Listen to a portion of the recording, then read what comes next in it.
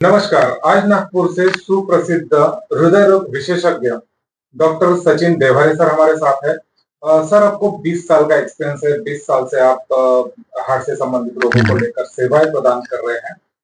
Sir, अगर हम बात करते हैं आम भाषा में, एक आम पब्लिक के लिए, हार्ट अटैक एक बहुत बड़ा कंसेप्ट माना जाता है, बहुत बड़ी चीज मानी जाती है। हार्ट अटैक अचानक से आ जाता है।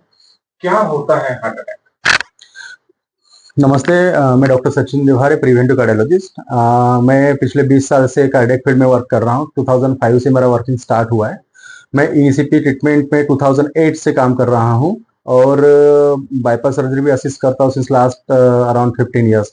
तो मैंने हार्ट, आप बोल सकते हैं कि मैंने काफी अंदर तक देखा है, अच्छे से देखा है। तो जैसे आप बोलेंगे कि आप इतने, जैसे आपने इंट्रोड्यूस किया कि 20 साल का एक्सपीरियंस है, तो डेफिनेटली आप नागपुर में कोई भी अच्छे बड़े हॉस्पिटल्स में आप जाओगे तो मैं हर हॉस्पिटल में आज वर्क कर चुका हूँ, तो मुझे हर जगह का अच्छा अच्छा एक्सपीरियंस आया है। और बहुत अच्छे हमारे जो मेंटर्स है, गाइड्स है, उन्होंने काफी अच्छा हद तक मुझे सिखाया है, समझाया है। तो हम बात करेंगे आज हार्ट अटैक के बारे में। तो जैसे आपने पूछा कि what is exactly heart attack, है ना। तो हार्ट अटैक ये कंसेप्ट हम एक रूटीन लैंग्वेज में हम लेते हैं। हार्ट अटैक आना यानी हमारे हार्ट के जो सप्लाई करने वाली वेसल्स होती है, अगर उसमें सडन ब्लॉक आ जाता है और आपके हार्ट के मसल्स को ब्लड सप्लाई सडन रुक जाता है, उस कंडीशन में हमको जो एक सीवियर वेदना होती है हृदय में, जिसको हम बोलते हैं चेस्ट पेन, और हमारे मेडिकल लैंग्वेज में उसको सीवियर अंजाइना बोलते हैं। और उसके साथ साथ में हम ईसीजी अगर देखेंगे तो ईसीजी में उसके एसटीटी चेंजेस अपने को दिख जाते हैं, तो उस कंडीशन में उसको हार्ट अटैक बोलते हैं। लेकिन हार्ट अटैक हम एक रूटीन, एक बोल सकते कंसेप्ट है जो हमारे एक ले लैंग्वेज में हम यूज करते हैं। उसमें भी काफी अलग अलग प्रकार होते हैं। जैसे हम एक अनस्टेबल अंजाना बोलेंगे, स्टेबल अंजाना बोलेंगे, या कोई साइलेंट हार्ट अटैक बोलते हैं, या एलवी फेलियर बोलते हैं। तो अलग अलग उसके भी डिफरेंशिएशन है। लेकिन हमको एक हार्ट अटैक बोलता, हार्ट से रिलेटेड जो भी बीमारी होती है उसको हम एक रूटीन लैंग्वेज में हार्ट अटैक बोलते हैं, है ना। सर, काफी अच्छी जानकारी आपने हमारे दर्शकों को दी हार्ट अटैक के बारे में। लेकिन अगर हम जानना चाहते हैं सर कारण, तो ऐसे क्या मुख्य कारण होते हैं हार्ट अटैक आने के पीछे? Okay, great. तो देखिए, जैसे मैंने आपको बताया कि हम जो हार्ट अटैक एक रूटीन टर्म यूज कर रहे हैं, बट उसके अलग अलग डिफरेंशिएट हम करेंगे तो उसके अलग अलग डायग्नोज बन सकते हैं। जैसे अनस्टेबल अंजाना जो बताया मैंने, या हार्ट फेलियर जो बोला, तो उसके भी जो अलग अलग कारण होते हैं। जैसे हम हार्ट अटैक जो उसको एक्यूट एमआई बोलेंगे, तो एक्यूट एमआई में क्या होता है कि हार्ट के मसल्स को सप्लाई करने वाले वेसल में सडन ब्लॉक होके उसके सामने वाले एरिया में ब्लड सप्लाई रुकने के कारण जो सीवियर वेदना होती है उसको हम हार्ट अटैक या एक्यूट एमआई बोलते हैं। अनस्टेबल अंजाना जो बोलते हैं, जैसे हम ओल्ड एज में, जैसे कोई पेशेंट डायबिटिक है, प्रीमॉर्बिड है, या ओल्ड एज के कारण हमारे ब्लॉकेज, जो हार्ट में ब्लॉकेजेस बनते हैं, उसके साथ साथ में जो अपने को एक, अगर हम एक रूटीन भी अगर 50 के एज में हम एंजियोग्राफी करेंगे तो हो सकता है हमको 30-40% बिना सिम्टम्स के भी ब्लॉकेजेस मिल सकते हैं। तो ये होता है, अगर उसमें अगर आपके हार्ट के मसल को होने वाला सप्लाई अगर कम पड़ता है, तो ऐसे कंडीशन में जो बीच बीच में पेन होता है, जैसे चलने फिरने में दम लगना, सांस फूलना है, छाती में दर्द होना, स्पेशली ऑन एग्जर्शन, तो उसको हम अंजाना भी बोल सकते हैं। तो इसके कारण कुछ अलग होते हैं। हार्ट अटैक जो एमआई बोलते हैं उसके कुछ अलग कारण होते हैं। हार्ट फेलियर जो होता है, अगर कुछ कारणवश हमारे हार्ट की पंपिंग अगर कम हो जाती है, जो नॉर्मली उसको 60% एलवीईएफ हमारा रहना चाहिए हार्ट का, बट कुछ कारण से, उसमें भी अलग अलग कारण है। लेकिन हार्ट अटैक से रिलेटेड जो कारण है उसमें एंटीरियर वॉल अगर आपका वीक हो गया है या लैटरल वॉल वीक हो गया है, तो आपका एलवी पंपिंग भी वो मसल लूज होने के कारण नहीं मेंटेन हो पाएगा, वो भी 20-25-30%, यानी अल्टीमेटली 30-35%, 40% तब आता है, उसको हम हार्ट फेलियर भी बोलते हैं। तो उसके भी कुछ अलग अलग रीजन होते हैं, मैं आपको डिफरेंशिएट कर पाऊंगा। जो हार्ट अटैक बताया था हमने एमआई, तो एमआई जो होता है वो आपके हार्ट में जो इंटीमल लेयर होती है वेसल की, उसमें अगर सडन रप्चर आके वहां पे एथेरोस्क्लेरोटिक चेंजेस आने के कारण वहां पे अगर रप्चर होता है और सडन ब्लॉक हो जाता है और एकदम से अपना हार्ट सप्लाई बंद हो जाता है, उस कंडीशन में वो एमआई आने के चांसेस होते हैं। उसमें भी मल्टीपल है कि आपके प्लाक्स जो बनते हैं तो वो अलग अलग कारणों से बनते हैं, लेकिन एथेरोस्क्लेरोटिक चेंजेस होने के कारण वो अगर रप्चर हो गया तो वहां पे सडन ब्लॉक होने के कारण वो सडन हार्ट अटैक एमआई आता है। और अनस्टेबल एंजाइना जो बताया हम, तो ओल्ड एज में जो धीरे धीरे ब्लॉकेज बनते हैं उसके कारण ये है। और तीसरा फेलियर, जो एलवी पंपिंग यानी हार्ट का पंपिंग कम हो गया, उसके कारण लंग्स पे बैकफ्लो बढ़ जाता है और हमको सांस लेने में तकलीफ होती है। इसको हम लोग एलवीएफ या एलवी फेलियर भी बोलते हैं, है ना। तो ये अलग अलग इसके कारण होते हैं। जैसे कि अभी आप हमने चर्चा की कारणों के बारे में। सर, अगर हम बात करते हैं लक्षणों की, तो क्या ऐसे लक्षण हमें हार्ट अटैक आने के पहले पेशेंट में दिखाई देते हैं? ओके, जैसे अगर कोई पेशेंट को हार्ट अटैक आ रहा है, तो एकदम सडन हार्ट अटैक जो आता है रप्चर के कारण, तो उसमें हो सकता है कि कभी हमको सिम्टम्स ना दिखे, जैसे अभी हमने काफी सेलिब्रिटीज या हमारे भी दोस्त भाई लोगों में 35-40 में सडन कार्डियक डेथ हुए हैं पेशेंट देखे हैं। तो इसमें सडन रप्चर होने के कारण जो ब्लॉक बन जाता है तो उसमें हार्ट अटैक जब आता है, स्पेशली एक्यूट एमआई में, तो सामने वाला फ्लो सडन रुक जाता है, तो उसमें हार्ट वीटीबीए बोलते हैं हम उसको हमारे मेडिकल लैंग्वेज में, जो उसका एक्चुअल काम होता है पंप करना, बट अनफॉर्चुनेटली वो नहीं कर पाता है और सिर्फ वाइब्रेट होता है। तो हमारा अगले 2 से 3 मिनट में अपने ब्रेन को सप्लाई रुक जाता है, उसके कारण हम सडन कोलैप्स हो जाते हैं और मेडिकली अटेंड ना होने के अगर नहीं हो पाया पेशेंट, तो अगले 2-4-5 मिनट में पेशेंट सडन एक्सपायर हो जाता है। तो इसमें तो हम लोग कुछ बोल नहीं पाएंगे कि कुछ सिम्टम्स हमको दिखेंगे, बट डेफिनेटली अगर अनस्टेबल एंजाइना या एलवी फेलियर हो तो ये हमको 1 या 2 दिन में नहीं आता, वो उसको हम काफी 2-4-5-6 या साल 2 साल से हमको सिम्टम्स दिखना स्टार्ट हो जाता है। स्पेशली हमारी शुरुआत होती है कि जब हम कोई रूटीन काम करते हैं, या हम मॉर्निंग वॉक कर रहे हैं, या साइकिलिंग कर रहे हैं, या चल रहे फिर रहे हैं, जो अपना रूटीन काम होता है, या हम सीढ़ियाँ चढ़ रहे हैं, 4-5 मंजिल इजीली चढ़ पाते हैं, लेकिन हमको कुछ दिनों से, जैसे कोई अगर 4 मंजिल चढ़ पाता है, उसको 1 मंजिल चढ़ना भी अगर डिफिकल्ट हो रहा है और उसमें सांस फूलना स्टार्ट हो जाता है। कोई लेडी पेशेंट है जो 4 रूम 5 रूम इजीली अपना घर साफ कर रही थी, अभी आए 1 रूम में भी झाड़ू मारा तो भी हमने को दम फूलना स्टार्ट हो जाता है ना। तो या फिर हम मॉर्निंग वॉक कर रहे हैं, पहले हम तो 5-5 किलोमीटर चल पाते हैं, लेकिन कुछ दिनों से हमको बोलते हैं कि आधा किलोमीटर भी नहीं चले, आधा किलोमीटर चलने के बाद सांस फूलती है या छाती में दर्द होना स्टार्ट हो जाता है। तो ये इनिशियल सिम्टम्स होते हैं, कुछ भी एक्सर्शन करने और एक्सर्शन पे हमारा दम भरना, सांस फूलना, ये स्टार्ट होता है स्पेशली जब हमको हार्ट अटैक आना चालू हो जाता है, सिम्टम्स होना स्टार्ट हो जाता है। इसके साथ साथ में अगर इस पे हम ध्यान नहीं दे या कुछ ट्रीटमेंट ना करे तो धीरे धीरे छाती में दर्द होना स्टार्ट हो जाएगा, पंपिंग कम हो जाएगा, तो हमारे पैर में स्वेलिंग आ जाएंगी, चेहरे पे स्वेलिंग आ जाएंगी, धीरे धीरे अगर कुछ और तकलीफ होगी, चक्कर आके कोलैप्स होने के चांसेस भी होते हैं। तो हमको ये प्री हार्ट अटैक हमको ये सिम्टम्स दिखते ही है मोस्ट ऑफ द यानी पेशेंट्स में, स्पेशल बोल सकते हैं 70-80 पेशेंट में तो हमको ये सिम्टम्स दिखते ही है। अगर कुछ 10-20% है जिनको सडन हार्ट अटैक आएगा उसको नहीं ध्यान में आ जाता है, बट ये सिम्टम्स अगर हमको मिलते हैं तो हमने एक रूटीन चेकअप डेफिनेटली करना चाहिए हॉस्पिटल में जाके। जो भी आज अगर हम 30-35 भी एज हो गया तो हमने एक नॉर्मल एक जनरल फिजिशियन के पास जाके भी कम से कम हमारा बीपी, शुगर, ईसीजी, ये रूटीन चेक भी हर 3 महीने 6 महीने में किया तो भी हम इसमें प्रिवेंट हो सकते हैं अगर हमको स्पेशली ये सिम्टम्स दिखते हैं तो, है ना। तो इस प्रकार अगर सिम्टम्स हमको दिखते हैं तो हम बोल सकते हैं कि साइंस हो सकता है हार्ट अटैक के। सर जैसे कि हम बात करते हैं निदान संबंधी, हाँ, तो कैसे निदान हो पाता है कि ये पेशेंट अब हार्ट पेशेंट होने जा रहा है या फिर हार्ट की बीमारी से कैसे बिल्कुल।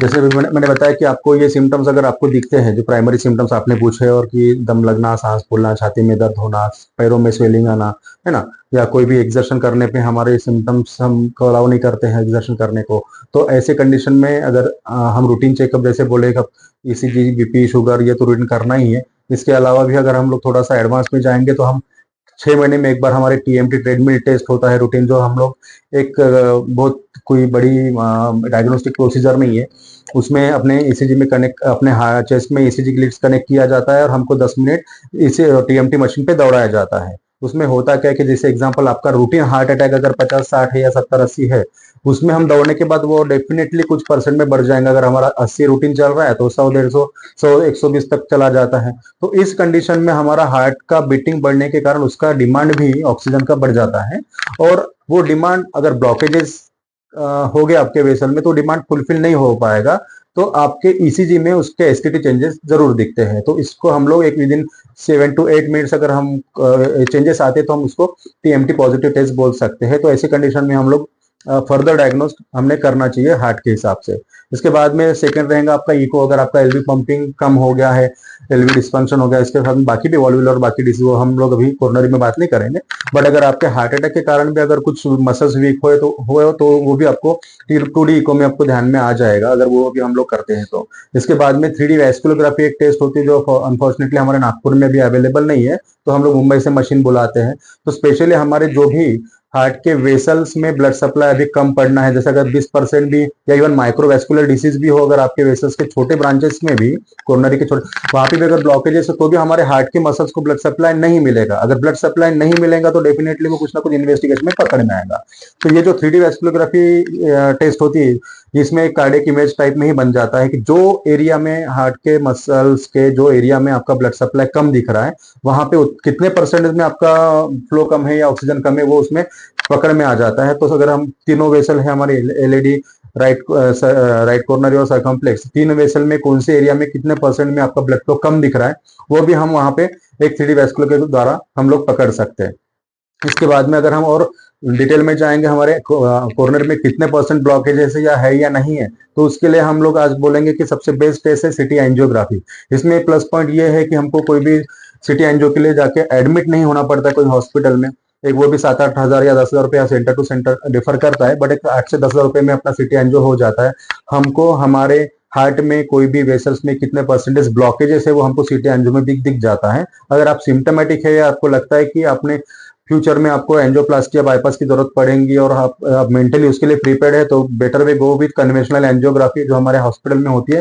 तो वो अगर वहां पे जाकर एंजियोग्राफी करेंगे तो आपके वेसल में आपको ब्लॉकेजेस कितने और कहाँ पे है, कौन से एरिया में, वो दिख जाएंगे। और उसके हिसाब से अगर एंजियोप्लास्टी या बाईपास का अगर हम प्लान कर रहे हैं दिमाग में, तो आप उसके लिए ईजी हो जाता है। तो ये इस टाइप के हम इन्वेस्टिगेशन हम करेंगे तो डेफिनेटली स्टेप बाय स्टेप हमको अगर हार्ट की बीमारी है तो वो दिख ही जाएगी। सर अगर हम बात करते हैं उपचार संबंध में, तो ईईसीपी थेरेपी काफी प्रचलन में और काफी चर्चाएं हो रही है इस चीज की।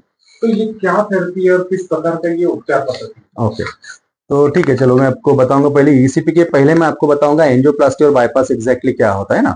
तो जब अगर हमने ये जो टेस्ट करवाया और ये एंजियोग्राफी में या सिटी एंजियो में अगर आपको कुछ ब्लॉकेजेस दिख रहे हैं, तो आप हॉस्पिटल में एडमिट है तो आपको एडवाइस करेंगे, अगर एक सिंगल वेसल में अगर 70-80% ब्लॉक है अमेरिकन गाइडलाइन के हिसाब से, तो 80% प्लस में रहा तो उसमें आपको एंजियोप्लास्टी करना चाहिए। 2 ब्लॉकेजेस एट द मैक्स अपन कर सकते हैं। मोर देन 2 या अगर क्रिटिकल एरिया में अगर ब्लॉकेजेस है तो आपको सीएबीजी या बाईपास एडवाइस किया जाता है, बाईपास सर्जरी किया जाता है। ये हमारे रूटीन जो एंजियोप्लास्टी या बाईपास ये ट्रीटमेंट हमको हॉस्पिटल लेवल पे बताए जाते हैं। पर आपको ईसीपी ट्रीटमेंट के बारे में आप कुछ भी नहीं पता, क्योंकि उसका अवेयरनेस स्पेशली पब्लिक में नहीं है, जो मैं आपको अवेयरनेस के हिसाब से आपको यहाँ पे बताना चाहूंगा। जैसे हम एंजियोप्लास्टी में कोई भी वेसल में अगर ब्लॉक आ जाता है तो ब्लॉक रिमूव करने के लिए हम स्टेन डालते हैं, ऐसा एक्चुअली हमको बताया जाता है, पर ऐसा कुछ होता नहीं। वो एंजियोप्लास्टी में जहां ब्लॉक होता है तो वहां पे पहले एक गाइड वायर जाता है, फिर एक बलून जाता है, और बलून जाने के बाद फिर वहां पे एक स्पेस बना के वहां पे बलून के ऊपर एक स्टेन जाता है जो इस कंडीशन में जाता है, और बाद में बलून इन्फ्लेट होने के बाद वो इस कंडीशन में ओपन हो जाता है। तो जो हमारे वेसल में ब्लॉक होता है उसको सिर्फ हम ऊपर या नीचे ढकेल के हमारा जो कोरोनरी फ्लो है वो हम बढ़ाते हैं। तो बेसिकली लाइन ऑफ ट्रीटमेंट है to improve blood flow. Basic ये है, जो प्लास्टिक से हम कोई प्लाक रिमूव नहीं करते, वो सिर्फ प्लाक ऊपर नीचे ढकेल देते हैं और हमारा रास्ता ओपन करा देते हैं। वैसे ही हम बाईपास की भी बात करेंगे तो बाईपास में भी सेम वैसा ही है। जहां पे हमारे कोरोनरी आर्टरी में ब्लॉक है उसके नीचे एंड डिस्टल एरिया में हम लोग कोई पैर की वेन, आरएसवीजी बोलते हैं जिसको, या लेफ्ट इंटरनल मैमिलरी आर्टरी जो हमारे छाती के अंदर ही होती है, या फिर रेडियल आर्टरी जो हम लेफ्ट आर्क से यूज करते हैं, ये 3 में से जो भी कंड्यूट सुटेबल है वो हम लोग निकालते हैं। और जहां पे कोरोनरी आर्टरी में ब्लॉक है उसके नीचे वाले एरिया में उसको एनास्टोमोस यानी जोड़ देते हैं। तो उसमें क्या होता है कि ये जो ब्लॉक है आपका वो ब्लॉक वहीं पे रहता है, आपका सिर्फ रास्ता चेंज किया जाता है कि आपका जो ब्लड सप्लाई पहले यहाँ से आ रहा था जो ब्लॉक के कारण ऑब्स्ट्रक्ट हो रहा है, अभी नए रास्ते से बनना स्टार्ट हो गया और नीचे में अपने को कोरोनरी आर्टरी में वो फ्लो मिल रहा है। तो इस कंडीशन में क्या होता है कि जो हमारा नीचे वाला इस्केमिक एरिया वहां पे ब्लड सप्लाई स्टार्ट हो जाता है और हमारे माइक्रोड मसल फिर से रिजनरेट हो जाती है और अपना काम करना स्टार्ट हो जाता है। हम यहाँ पे भी कोई भी प्लाक या ब्लॉक नहीं निकाल रहे, हम लोग सिर्फ अपना रास्ता चेंज कर रहे हैं। स्टेंट में हम लोग एक एंजियोप्लास्टी में स्टेंट डाल के रास्ता फ्री करा रहे हैं और प्लाक ऊपर नीचे ढकेल रहे हैं। बाईपास में भी हमारा ब्लॉक वहीं पे होता है, सिर्फ एक रास्ता उसका चेंज कर रहे हैं। और ईसीपी ट्रीटमेंट भी सेम करता है। ये एक प्योर नेचुरल बोल सकते हैं उसका नेचुरल बाईपास टाइप में टेक्निक है। इसमें जैसे हम बाईपास में एक वेन या आर्टरी जो भी लगाना है वो कंड्यूट लगा के हम फ्लो बढ़ाते हैं डिस्टल एरिया में, वैसे हम यहाँ पे नेचुरली हम कोलैटरलाइजेशन यानी जो हमारा ऑस्टियल से लेके तो जो प्लाक जहां पे भी अपना ऑब्स्ट्रक्शन है वेसल में उस एरिया में हम लोग ईसीपी मशीन द्वारा रेट्रोग्रेडली फ्लो बढ़ाते हैं और वो प्लाक के कारण ऑब्स्ट्रक्ट होकर ऊपर की जो छोटी टाइनी वेसल से डोरमेंट वेसल जो पड़ी हुई है जिसको अभी फिलहाल कुछ यूज नहीं हो पा रहा है, वो हम मशीन के द्वारा उसको डायलेट करते हैं। फिर वो वहां से वो रोज हम अप्रोक्सीमेट 50 मिनट का अगर कैलकुलेट करेंगे, अगर किसी का हार्ट रेट 60 है और 60 मल्टीप्लाइड बाय 60 पर मिनट यानी 3600 मल्टीप्लाइड बाय 50 मिनट, तो आप यानी अप्रोक्सीमेट कम से कम 1.5 लाख बार वो हम उसको पंप कर रहे हैं, जिसके कारण वो छोटी टाइनी वेसल्स वो रोज डायलेट होती है। मल्टीप्लाइड बाय आप कैलकुलेट कीजिए 35 डेज, हम इतने बार उसको वहां पे प्रेशर देकर उसको डायलेट करने की कोशिश करते हैं। तो हम जैसे एक सादा एग्जांपल अगर हम देंगे, तो एक बलून जो होता है ककड़ी का फुगा इतना सा, उसमें अगर हम हवा भरेंगे तो इतना लंबा हो जाता है, अदरवाइज वो इतना ही रहता है। बट वो उसमें जब हम लोग उसको प्रेशर देते हैं तो वैसे हमारी ये भी इलास्टिक बॉडी है, हर कोरोनरी आर्टरी में को कैपिलरीज और माइक्रोवेस्कुलर वेसल्स होती है, जो ये प्रेशर से डायलेट हो जाती है, बढ़ जाती है और अपना कोलेटरल सप्लाई स्टार्ट कर देती है। तो अल्टीमेटली ये भी एक नेचुरल बाईपास ही है। तो हम कुछ अलग ट्रीटमेंट नहीं कर रहे, बस ये एक्चुअल हम ट्रीटमेंट कर रहे हैं हार्ट के मसल्स को ब्लड सप्लाई बढ़ाना, यानी ब्लड फ्लो बढ़ाना, ये बेसिक हमारा मोटो ऑफ ट्रीटमेंट है। हम ये टेक्निक्स यूज कर रहे हैं, हमको एंजियोप्लास्टी एक टेक्निक है, बाईपास ये एक टेक्निक है और एसीपी भी एक टेक्निक है। हम कौन सी टेक्निक यूज करना है, हमको क्या सुटेबल है, वो हमारा डिसीजन है, हमको किस टाइप में। अगर हमको लगता है रिस्क लेके बाईपास प्लास्टिक करना है तो डेफिनेटली हमने करना चाहिए। अगर आपको लगता है वही रिजल्ट हमको नॉन सर्जिकल करना है तो ECP is the best option, जो 1960 से चल रहा है बेसिकली। 1960 में इसमें यूएस एफडीए अप्रूवल मिला है, उसके बाद में 1962 से 65 तक बाईपास के रिसर्च चले, उसमें बाईपास सक्सेसफुली होने लगा तो कुछ डॉक्टर्स का माओ बाईपास करने लगा है। फिर बाद में ये अमेरिका से रशिया, यूरोप, यूके, चाइना, हर जगह पे ये ट्रीटमेंट गई है और वहां पे भी इनको इनके ट्रायल्स हुए। ट्रायल्स पे NHS UK, CE Europe, national drug authority of China, इन सब ने अप्रूवल दिया है। ये ग्लोबली ऑथोराइज ट्रीटमेंट है जो 1960 से बेसिकली चल रही है। हमारे यहाँ भी है, तमिलनाडु गवर्नमेंट आप जाएंगे तो वहां पे गवर्नमेंट हॉस्पिटल में आपको भी इसी ट्रीटमेंट मिलता है। चेन्नई टू लेके तो कन्याकुमारी तक हर गवर्नमेंट हॉस्पिटल में है। हमारे यहाँ भी मुंबई में अगर जाएंगे, एशियन हार्ट हॉस्पिटल में डॉक्टर रमाकांत पांडा भी इसी पे एडवाइस करते हैं। तो ये काफी प्रचलित ट्रीटमेंट है। बस यही है कि इसमें हमको ड्यूरेशन ज्यादा लगता है, क्योंकि नेचुरली हमको अगर कुछ बढ़ाना है तो हमको नेचर के साथ ही करना पड़ेगा। हम अगर बच्चा भी पैदा करना है तो 9 महीने डेफिनेटली रुकना है पेट में उसको, तभी वो हम प्रॉपर ग्रोथ वाला बच्चा मिलेगा। तो हमको नेचुरली कोलेटरल बनाना है तो उसको भी 35-40 डेज मिनिमम हमको एक ट्रीटमेंट देना ही पड़ेगा। अगर आप और प्योरली नेचुरली करना है तो आप प्राणायाम, योगा से लेके तो एक्सरसाइज तक सब आप कर सकते हैं। तो आपको 5-6-7 या 8-10 साल के बाद भी आप कोलेटरल बन सकते हैं। लेकिन एज अ ट्रीटमेंट आप अगर चाहो इसको, तो इसको आपको इतना ड्यूरेशन 5-6 साल तो नहीं दे पाएंगे। तो हम लोग ईसीपी ट्रीटमेंट द्वारा वही काम हम लोग 40 दिन में भी कर सकते हैं। और ये कोई भी अलग ट्रीटमेंट नहीं है, कोई acupressure, acupuncture, physiotherapy, homeopathy, Ayurveda वाला ट्रीटमेंट नहीं है। ये प्योर एलोपैथी ट्रीटमेंट है, जिसका जिक्र Harrison's principle of internal medicine 16th या 70th एडिशन आप खोलेंगे, हमने उस वक्त वो 16 पढ़ा था इसलिए मुझे याद है। वॉल्यूम सेकंड में जाएंगे तो उसमें आपको पेज नंबर 1441 पे एक इस्केमिक हार्ट डिसीज के टॉपिक में थेरेपी में मेंशन हुआ मिलेगा, जहाँ पे सब लिखा है कि ईसीपी एग्जैक्टली क्या काम करते हैं। जैसे हमने प्रिवेंटिव कार्डियोलॉजी का डिप्लोमा किया, उस वक्त हमने ब्राउनवार्ड की बुक पढ़ी थी। ब्राउनवार्ड में इसके ट्रायल्स भी मेंशन है कि कौन सा एक एग्जाम्पल एसएचएम नाम का एक ट्रायल उन्होंने किया है, डबल ब्लाइंडेड ट्रायल, उसमें आपको पॉजिटिव मिला है। ईसीपी ट्रीटमेंट के बारे में आपको वहां के जो, जैसे हमने बताया था टीएमटी टेस्ट, तो जैसे कोई पेशेंट का टीएमटी अगर पॉजिटिव आता है और हम ये ट्रीटमेंट देते हैं तो डेफिनेटली अगर आपका इस्केमिक एरिया में अगर ब्लड फ्लो बढ़ जाता है थ्रू कोलेटरल्स, तो वहां के मसल स्ट्रांग हो जाएंगे और आपका टीएमटी उसमें निगेटिव आना ही है। तो हमने ये ट्रायल वो बुक में मेंशन किया है। और हमने भी, हमारे भी पेशेंट्स का हम लोग टीएमटी करवाते हैं तो उसमें भी काफी पेशेंट्स का टीएमटी हमको निगेटिव आते हुए दिखा है ना। सर 20 साल से आप अपनी सेवाएं नागपुर वासियों को प्रदान कर रहे हैं।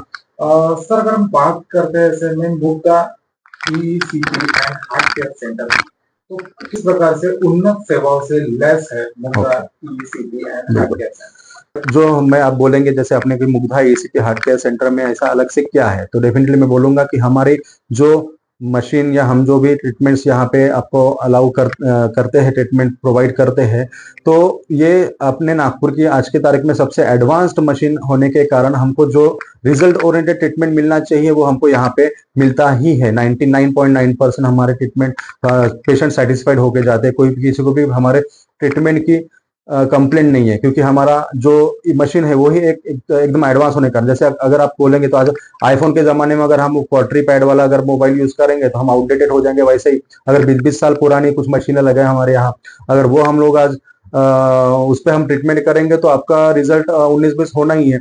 लेकिन हमारे इसमें ऐसा कुछ भी नहीं है। साथ साथ में हमारे यहाँ हम रिजल्ट ओरिएंटेड काम करते हैं। हमारा पोस्ट ट्रीटमेंट हम आपका इको, वैस्कुलोग्राफी, एंजियो, कोरोनरी एंजियो या तो सीटी एंजियो जो भी आपको कंफर्टेबल है वो हम करवा के हमको रिजल्ट दिखाते हैं। तो ये हम जो स्पेशली बोलेंगे हमारे सेंटर में क्या है।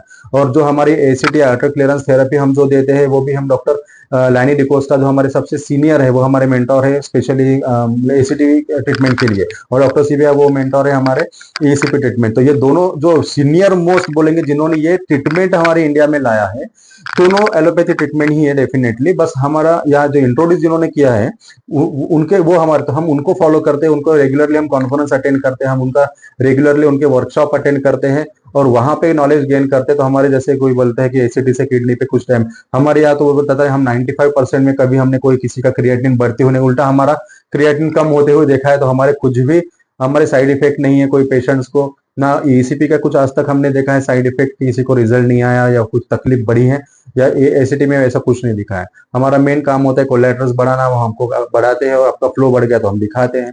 और एसिटी में है कुछ जो भी माइक्रोवैस्कुलर डिसीज में कुछ ब्लॉकेज है, वो हम लोग क्लीन करके आपका रास्ता और फ्री करा देते हैं।